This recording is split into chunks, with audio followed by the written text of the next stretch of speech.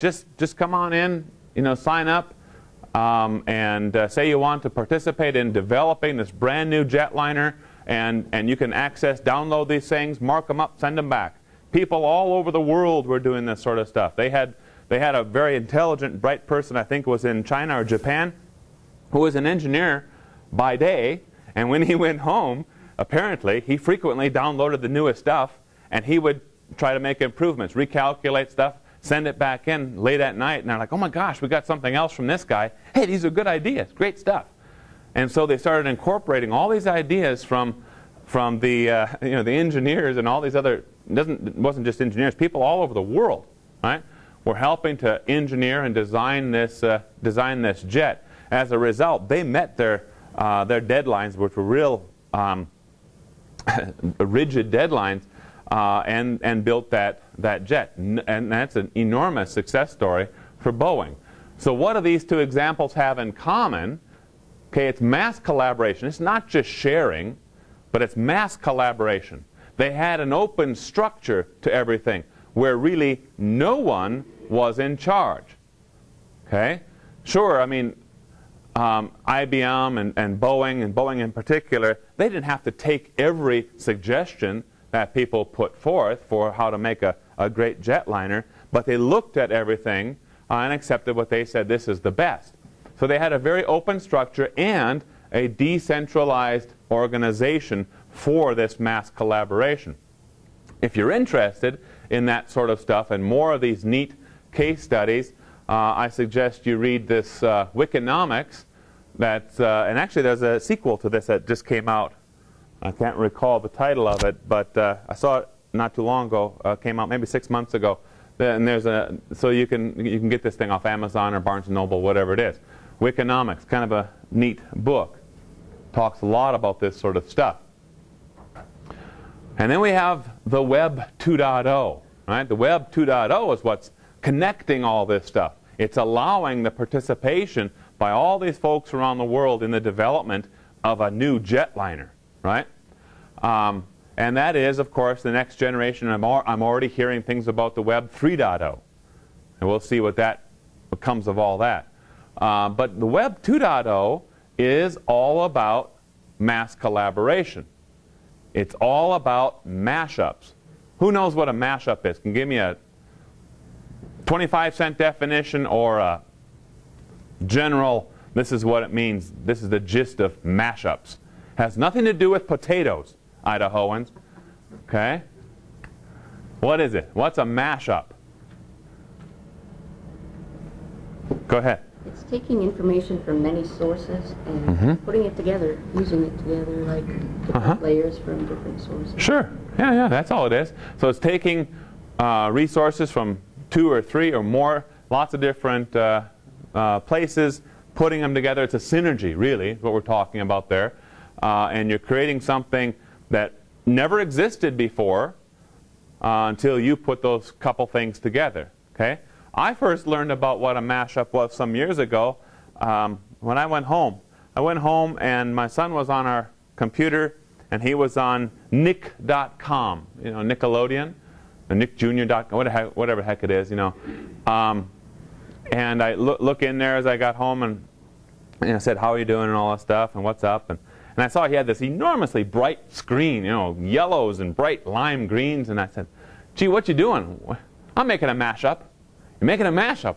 What's a mashup? And what Nick was doing, the cool thing, is they would put in little 30-second segments of SpongeBob SquarePants and 30 seconds of another cartoon, and another cartoon, another cartoon, all different little bits and pieces. You see a little bit of a story, and then kids could take those, start a story with SpongeBob, and then in comes, Bugs Bunny, or, whatever type of thing, and then they make their own 2-minute mashup video where the story is whatever they make it, And it was a fun thing. That's a mashup, right? In the world of GIS, we can make mashups, of course, using data sources maybe from the GIS Center, from inside Idaho, from this place and that place, and put together a web application, maybe some sort of a map that never could have existed all by itself with just the resources that are here at the GIS Center, let's say. It's another great example of a mashup. So it's, again, a distributed, decentralized system. And for more information about that whole approach, I suggest to you this book called The Starfish and the Spider. Okay? So this decentralized system is core to mass collaboration. Okay? Yeah, let's go on here. Let's talk about collaboration. And I said this is a new thing. And you might say, collaboration is new? What are you talking about? Well, let's start off with looking at traditional collaborations that have been around for a long, long time. Traditional collaborations were a selected team of colleagues. Right? If I'm going to write a grant proposal, a research proposal, and I think, let's see, here in the GIS Center we can do steps A, B, and C, but I need someone to work on step D and someone to take on project E. Let's see. Oh, I know. And one fellow that I work with over in Oregon, I bet you he could do step D. I'll contact him. And then that one lady over in Boise, I bet you she could do step E with me. So I'll contact them and invite them to work on this with me. Okay? Well, that's fine, and it has worked. Right? That's a form of traditional collaboration. It's hierarchical in structure. In other words, I'm the PI, and all those other people are the co-PIs, or vice versa on other projects. Right? Someone's in charge. And if we think about that team of collaborators, while they all have their strengths and weaknesses, and they bring those strengths together to make a good project, still the total breadth of knowledge is relatively narrow. Agreed? Right? There's a little saying, if you read some of these books, Starfish and the Spider and Wikinomics, that and that they borrowed from older sayings, and that is that the amount of knowledge inside your circle, when you start defining your circle, any way that you define it, and you say, here's my group on the inside of the circle, the total amount of knowledge inside any circle is always less than the amount of knowledge outside the circle. Okay? So now we get into mass collaboration and this whole idea. See, here it's an open set of collaborators or contributors, colleagues. It is, hey, if you want to be involved in this project, you've got a good idea, a great idea, join up, right? What do you get out of it? Recognition. That's about all these people we're getting with Boeing, right? Great job, thank you very much, you know, that sort of thing. Mass collaboration, then, is decentralized in structure. There's not one person who can tell you, you can do this, or no, you can't do this sort of thing.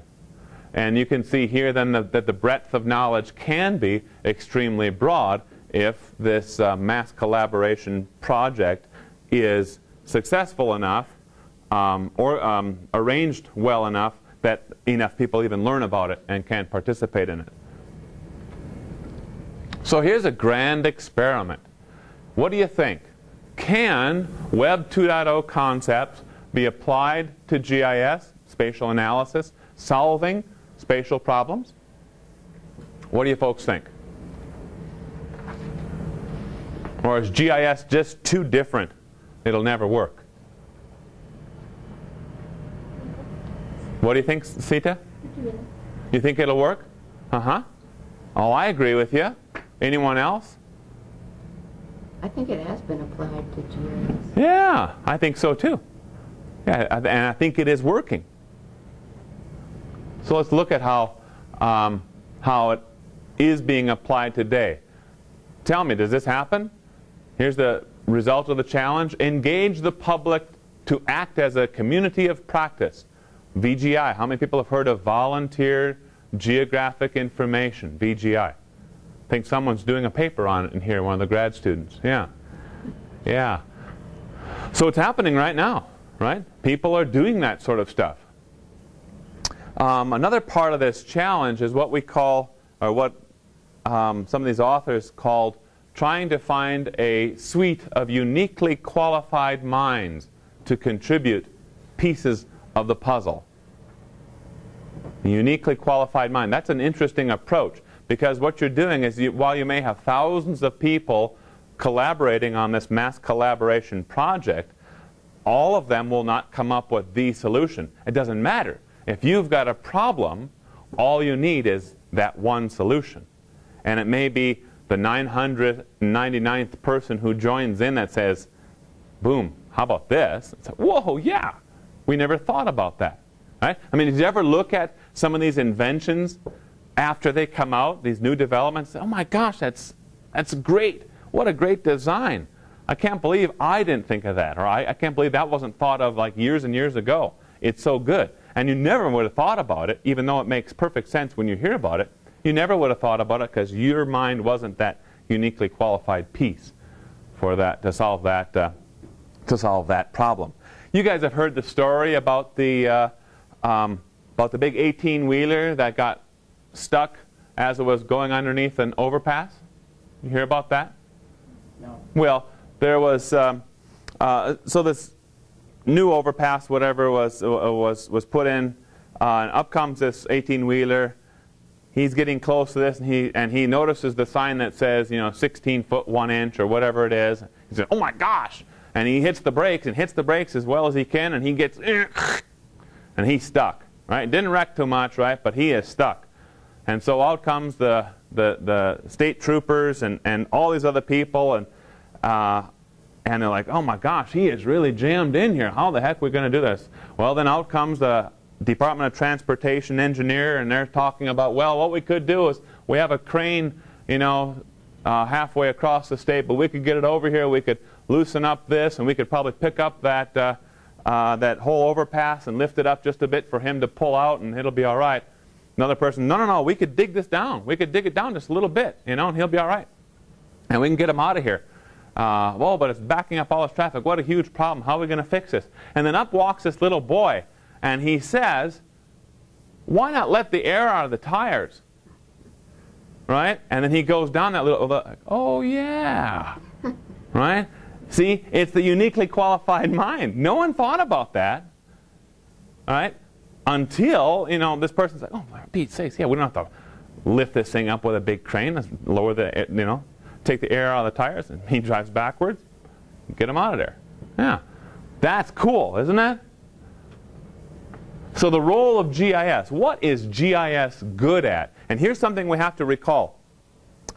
Is that when we move into these spatial problems, we try to address these spatial problems in a mass collaboration sense, there's going to be people, there need to be people who are not GISers, right? There's going to be people from all different sorts of fields. And the GIS is a part of the puzzle. And it can bring to any sort of table a certain suite of very, very powerful tools. So the role of GIS in solving many problems that are being faced today by our societies all around the world can be benefited by GIS. GIS is good at, I will say, collecting spatial data. Right? We've gotten pretty darn good at designing databases that can respond very, very quickly to spatial queries and answer spatially related questions. We collect that spatial data, we can prepare maps, we can prepare models, we can perform spatial analyses to discover trends, spatial patterns, and relationships among data sets, right? Is that always the entire problem right there? Is an entire problem always related just to geography? No, there's other parts. What other parts might play a role in solving a problem? Let's say that the problem, I'll give you a little problem. Let's say that the problem is the earthquakes that occurred in Turkey just the other days, right? And so it's emergency response.